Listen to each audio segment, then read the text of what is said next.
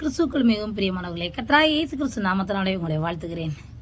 இன்றைக்கு நம்ம என்ன வேத வசனம் குறித்து நம்ம பார்க்க போறோம்னா, எரேமியா 12ஆம் அதிகாரம் 5வது வசனம். நீ காலாட்களோடு ஓடும்போதே உன்னை இலக்கு பண்ணீர்களானால் குதிரைகளோடு எப்படி சேர்ந்து ஓடுவாய்? சமாதானமுள்ள தேசத்திலே நீ அடைக்கலம் தேடினால் யோர்தான் பிரவாகித்து வரும்போது நீ என்ன செய்வாய்? ஒவ்வொரு கிறிஸ்துவ பிள்ளைகளுக்காய் இந்த வேதவசனம் எழுதப்பட்டிருக்குது.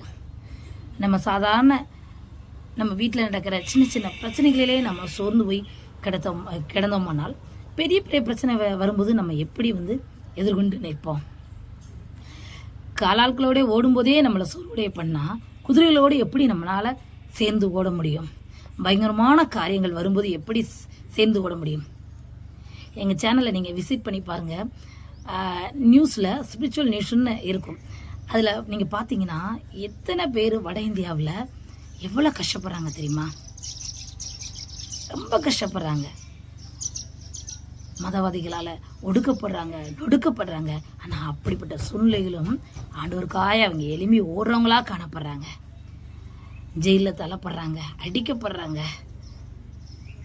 ஆனால் நம்ம இங்கே சம்மதமான சூழ்நிலையில் நம்ம இருந்துக்கிட்டு இருக்கோம். நம்ம எப்படி ஓட வேண்டாம்? ஒரு சிந்திச்சு பார்ப்பீங்களா? காலாட்களோட ஓடும்போதே நம்ம சோர்ந்து போவோம்னா குதிரைகளோடு நம்மளால் எப்படி ஓட முடியும்?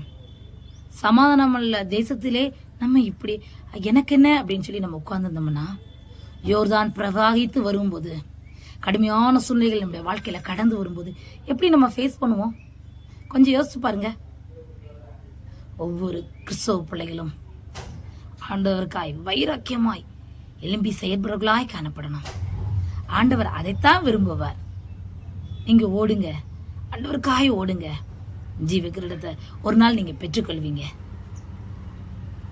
இன்றிலிருந்து பிரயாசப்படுவீங்களா? தேவனுக்காய் ஓட ஆரம்பிப்பீங்களா? கர்த்தர் உங்களுக்கு துணை வைப்பார். ஆமென்.